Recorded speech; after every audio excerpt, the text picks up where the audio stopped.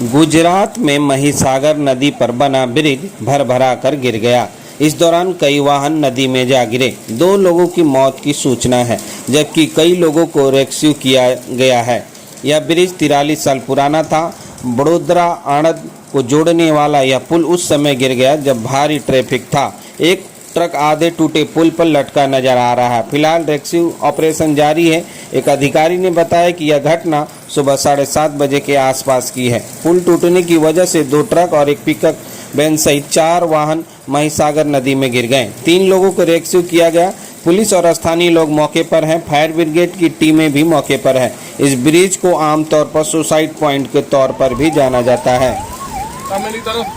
જે દ્રશ્ય જોઈ રહ્યા છો કે બાઇક ન માનીને આખરે પાદરાએ આ દિવસ જોવાનો વારો આવે છે। અહીંયા એમ્બ્યુલન્સના હોર્ન આપ સાંભળી શકો છો વારંવાર।